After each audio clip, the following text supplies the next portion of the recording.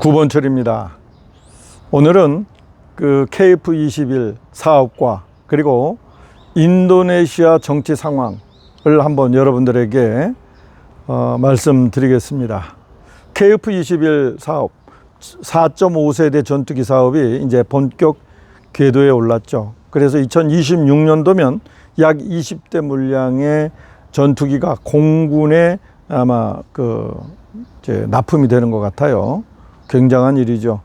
대한민국 8번째로 스텔스기 차세대 전투기를 개발해서 그것도 자체로 개발해서 자국 군대에 납품한다는 거.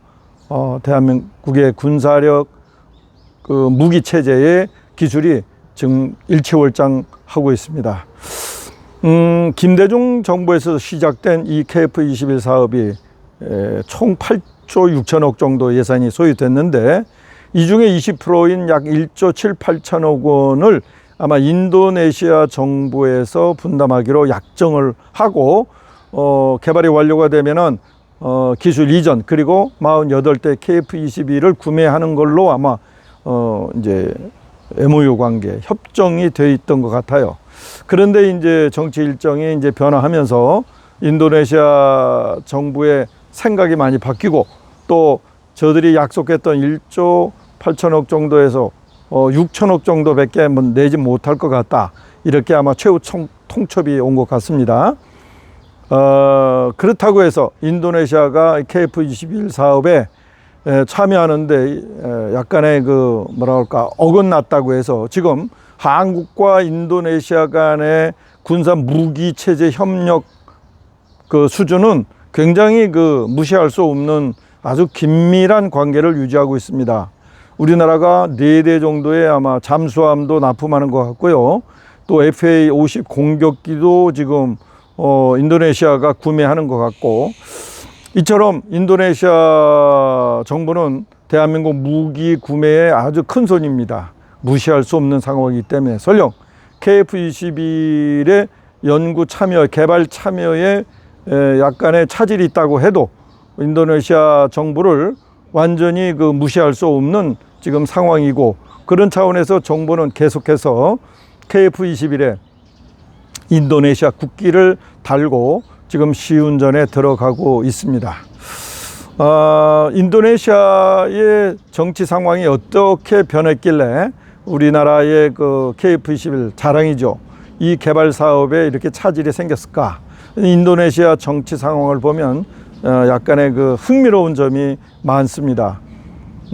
제가 이제 관심을 두기 전에 조코위 대통령이라고 굉장히 어떻게 보면 착해 보이기도 하고 일 잘하는 대통령으로 정평이 나 있는 분이 2014년에서 2019년까지 7대 그리고 2019년서부터 2024년까지 8대 대통령을 했어요. 인도네시아는 5년 임기에 2텀, 2번을 할 수 있는 그런 정치 제도를 가지고 있습니다. 그런데 이 조코위 대통령이 대통령이 되기까지의 정치 여정이 굉장히 흥미롭습니다.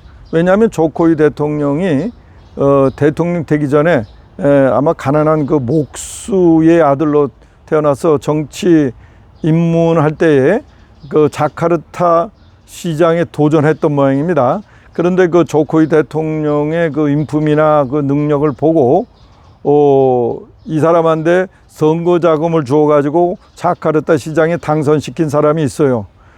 그 사람이 브라보오 현 대통령 당선자입니다. 2024년도 올해 3월 달에 있었던 대통령 선거에서 제9대 대통령으로 당선된 전직 국방부 장관이죠. 다시 말해서 지금 대한민국의 이게 분담금을 내는데 여러 가지 결정권을 가지고 있다고 해야 될까요? 이런 전직 국방부 장관이 현직 대통령 당선자가 된 것입니다. 9대 대통령. 근데 이 브라보오 대통령 당선자가 누구냐? 1968년서부터 30년간 1998년 소위 말해서 인도네시아를 철권 통치하던 수하르토 대통령의 둘째 딸 사위입니다. 1968년도면은 박정희 대통령이 5.16 군사 쿠데타가 성공한 후에 1차 경제개발 계획이 완성이 되고 2차 경제개발에 들어갔을 때 이에 자극을 받은 인도네시아의 군부의 장군이 이제 정변을 일으켜서 이제 정권을 쥔 그런 상태의 시작점이죠.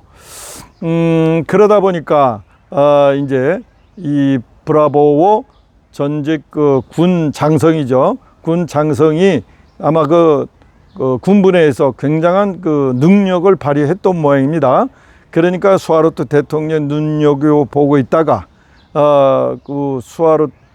브라보우 장군 되기 전에 장교죠. 장교를 아마 둘째 딸 사위로 삼으면서 정치적 입지를 키워주는데 결정적인 역할을 했는데, 정치인으로 크기 전에 아마 근위대장 같은, 친위대장과 같은 역할을 하면서 수하르토 정권 수호에 결정적인 역할을 했던 모양입니다. 그러면서 이제 반정부 종교인들도 몇 사람 아마 살해했다고 그럴까요? 죽인 그런 또 의혹도 사고 있고요. 상당히 반정부 인사들을 탄압하는데 결정적인 역할을 한 사람인 것 같아요. 그것 때문에 불명예 이제 퇴진한 상태에서 아마 외국으로 망명했다가 이제 2004년도에 다시 귀국하면서 사업을 아마 동생과 같이 시작을 한 모양입니다. 그래서 큰 돈을 벌고 다시 이제 정권에 진입을 하면서 제일 먼저 이제 눈여겨본 사람이 조코위 이제 정치인입니다. 근데 이 브라보우 대통령 당선자는요, 성향으로 보면은 보수 계열이고요. 조코위도 전 대통령은 진보 계열입니다. 말하자면은 보수 계통의 이 브라보우 정치 이제 지망생이죠. 그 당시에 조심스럽게 그 당시에 이제 조코위 정치인을 잘 눈여겨보고 자기의 정치적 기반의 반대자였던 그 당시의 야당이죠. 투쟁민주당의 후보인 조코위 정치인을 자카르타 주지사로 추천하고 당선시키는데 선거 자금도 대주고 당선하는데 큰 역할을 한 모양입니다. 그러면서 자기의 정치적 반대자들의 공격을 무디게 하는 그런 수단으로 사용했던 모양인데, 그러면서 이제 자기가 대통령 출마를 하기 위한 수단으로서 이제 여야의 공격을 무디게 한 그런 모양입니다. 그런데 이 브라보우 대통령은 당선자는 말이죠. 말하자면 국민의힘과 같은 그 당시에 보수 계열에서 이제 자기 그동안에 이제 수하르토 밑에서 같이 정치적을 같이 했던 자기의 친위 그룹을 분할시켜서 끌어나가고 내와서 그걸 골카르당이라고 하는데, 거기서 이제 끌어내서 새로운 위대한 인도네시아 운동당이란 보수당을 다시 창당을 해요.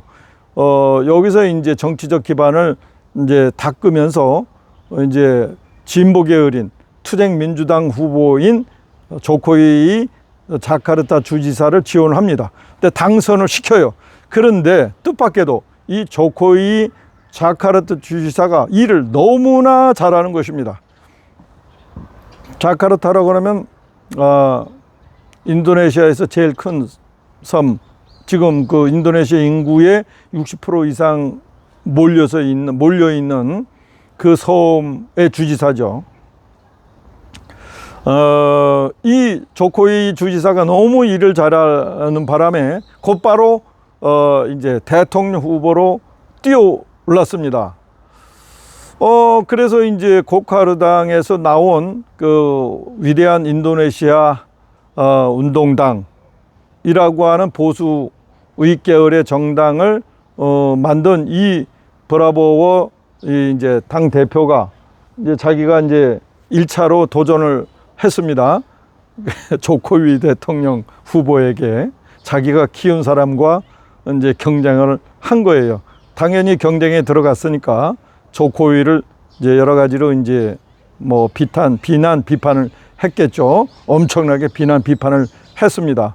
그렇지만 그때 이미 조코위는 자카르타 주지사가 로서 이제 그 얻은 명성을 가지고 대통령 당선은 되는데 큰 이변이 없을 정도였습니다. 이게 조코위가 제7대 대통령 2014년도에 당선이 되면서 곧바로 이 브라보오 위대한 인도네시아 운동당 당 대표를 국방부 장관으로 임명합니다. 말하자면 진보 정당의 대통령이 그야말로 극보수 계열의 정당, 말하자면 민주당 당 대표 당선자가 지금 국민의힘 당 대표를 국방부 장관에 임명하는 것과 똑같습니다. 이러면서 군 인맥도 쌓고 다시 공고하게 하면서 브라보 이 국방부 장관은 다시 한번 조코위 대통령과 그 경쟁할 기반을 가집니다. 그렇지만 조코위 대통령 제7대 대통령의 임기 중에 인기가 하늘을 치솟을 정도로 좋았고요. 결국은 2019년도에 있었던 대통령 제8대 대통령 선거에서 브라보 전 국방부 장관 현 대통령 당선자는 다시 한번 패배를 합니다. 자, 이런 상황에서요, 자기가 이제 국방부 장관으로 임명이 되면서 결국은 이 보수 우익 계열의 위대한 인도네시아 운동당이라고 하는 이 정당의 입지도 애매하게 되어버렸습니다. 왜냐하면은요, 뭐 인도네시아는 이제 하나의 독립 국가이기 때문에 우리나라처럼 뭐 남북으로 분된 데 있거나 이런 문제가 아니기 때문에 뭐 안보나 이런 차원에서 진보와 보수와 진보 간의 그 현격한 차이가 거의 없습니다. 그리고 심지어는 이 브라보 현직 대통령은 이 안보 차원에서는 우익적 보수적 입장을 취하지만 또 경제사회 측면에서 보면은 신자유주의를 배격하는 또 애매한 입장을 취하는 분이기도 합니다. 이런 상황에서요, 브라보 대통령은 조코위 대통령의 정책을 개성한다, 이런 입장도 세웠고요. 더 나아가서는 부통령 후보로 러닝메이트로요, 조코위 대통령 둘째 아들인 라카의 씨를 그 부통령 후보로 세우고 이번에 당선이 됐습니다. 형 58%인가 55%인가로 당연히 조코위 대통령의 현재 지지율이요, 퇴임을 앞둔 그의 지지율은 80%가 넘습니다. 그러니 그의 아들을 부통령 후보로 내세웠고, 부통령 후보로 내세운 당연히 브라보 자신도 그 아주 단단한 지지세를 가지고 있기 때문에 1차 투표에서 그냥 과반을 훌쩍 넘는 그런 득표율로 제9대 대통령이 된 것입니다. 자, 이 라카, 그 대통령 당선자가 내세운 부통령 이 당선인 그 둘째 아들은 이제 36살입니다. 그런데 인도네시아의 헌법은 40살, 우리나라 같이 40살 미만은 이제 대통령 후보로 이제 나갈 수 없는 그런 이제 그 제한이 있어요.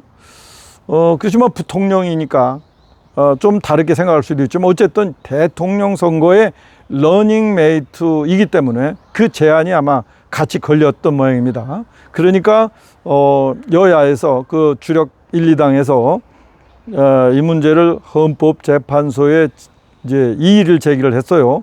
헌법이 잘못됐다. 그리고 지방 지금 자치단체에 출마해서 당선된 사람은 이 적용을 받지 않아도 된다. 선거법이 잘못됐다. 이렇게 아마 이의를 제기를 했는데 헌법재판소가 인도네시아 헌법재판소가 그 40세 미만의 그 규정을 둔 것이 이번에 한해서 위헌이다.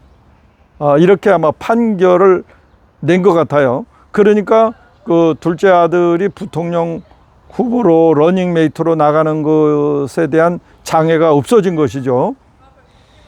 그런데 이번만 그렇다는 얘기입니다. 그런데 이러한 헌법 결정을 한 헌재 재판소장이 누구냐? 이 조코위 대통령의 큰아들인 것 같아요. 그러니까 조코위 대통령이 이 진보 계열의 그야말로 대통령이지만 족벌 정치 세력으로서 참 대단한 그 능력을 발휘하고 있다. 이렇게 생각할 수 있습니다. 뭐 이 진보 계열의 정치인들은 뭐 어느 나라나 아마 이런 현상을 다 가지고 있는 것 같아요. 대한민국도 그렇죠. 뭐 보수도 마찬가지지만요. 이런 그 정치적 상황을 가지고 있는 인도네시아와 우리나라를 비교할 수만은 없지만은요. 정치라고 하는 것이 상상력의 하나의 그 산물이고요. 그 영역 안에 들어가 있는 거기 때문에 보수와 진보, 진보와 보수 간의 정치적 그 어떤 정책적, 이념적 간극만 없다면, 그렇게 심하지 않다면 인도네시아의 정치 상황은 그야말로 이 투쟁이나 그야말로 거의 총만 안 든 전쟁 수준에 돌입한 이 대한민국 정치 상황에서 우리가 눈여겨볼 만한 그런 신선한 또 측면도 있다. 이렇게 볼 수 있습니다. 근데 대한민국에서 과연 보수와 진보, 진보와 보수 간의 정치적 또는 정책적 간극이 얼마나 벌어져 있을까? 두 진영 간의 연합 정권은 가능한가? 다시 말해서 국민의힘에서 민주당의 그 현역 의원이나 또는 누구든 간에 민주당 계열의 인사를 국무총리나 국방부 장관에 과연 임명할 수 있을까? 지금으로 봐서는 윤석열 대통령의 안위를 위해서 그럴 수도 있겠다는 생각을 할 수 있겠지만은 근본적으로 대한민국 같은 경우에 경제, 사회, 국방, 안보 차원의 현격한 이 괴리가 있기 때문에 대한민국의 보역 또는 진보와 보수, 보수와 진보 간의 연합 정권의 탄생과 운영은 좀 문제가 있을 수 있겠다는 생각을 가집니다. 그 중에 하나가 안보 측면에서도 물론 있겠지만은요, 크게 두 가지가 있을 수 있는데, 하나는 대한민국의 핵무기 보유 문제. 이 핵무기 보유 문제는 진보 계열에서 절대적인 반대를 하고 있고요. 그렇지만 보수 진영에서 일부에서는 반대하는 경우도 있습니다. 이 핵과 또 관련 있는 것이 원자력 발전소인데요. 원자력 발전소는 진보 계열에서는 탈핵을 주장하고 있죠. 그렇지만 이 원자력 발전 문제는요, 대한민국의 산업의 핵심 키워드에 속하기 때문에 이게 탈핵 문제로 단순하게 우리가 바라볼 수만은 없는 문제입니다. 지금 대한민국 같은 경우에는 제조업이 이제 강국이잖아요. 그런데 이 제조업의 핵심이 전기입니다. 지금 송전 문제로 강원도 동해에 있는 석유발전소인가요? 석탄발전소로 운영할 수 없어가지고 송전하지 못해가지고 지금 문제가 되고 있고요. 송전하지 못하기 때문에 지금 평택에 그 반도체 공장을 돌릴 수 없고요. 용인 지역에서도 마찬가지입니다. 왜냐하면은 용인이나 평택의 반도체 회사에서 비싼 전기를 사용할 수는 없는 문제 아니겠습니까? 그러니까 가스발전이나 이 신재생 에너지를 쓰면 쓸수록 한전은 적자이기 때문에 이 엄청난 전기가 필요로 하는 이 반도체 산업에 가스발전이나 신재생 에너지를 쓰라고 강요한다. 반도체 산업에 R200을 적용한다? 이거는 반도체 산업을 뭐 운영하지 말라고 얘기하는 것과 마찬가지입니다. 소위 말해서 이 탈원전을 하는 이 진보 계열은 한마디로 미쳤다고 밖에 볼 수가 없어요. 이런 이 대한민국의 이 진보와 보수, 보수와 진보 간의 이념적 또는 정책적 간극은요, 연합정권으로 운영할 수 없는 지경에 있습니다. 뿐만 아니라 대한민국의 이 정치는요, 거의 사법 수단을 통해서 상대방을 정치적으로 죽이는 게 아니라요, 사법적으로 완전히 이제 죽이는 경우가 되기 때문에 이 사법 판단을 받은 정치인이 다시 제기를 해서 상대방을 또다시 사법적 판단으로 이제 몰락시키는 이주 완전히 제로섬 게임이 완전히 물든 이 대한민국 정치판에서는 이 인도네시아의 정치 상황이 참 묘한 기분을 들 수밖에 없는 그런 이제 사례로서 우리에게 크나큰 좀 관심 있는 또는 재미있는 정치 상황으로 비춰지기도 합니다. 오늘은 여기까지 하겠습니다. 감사합니다.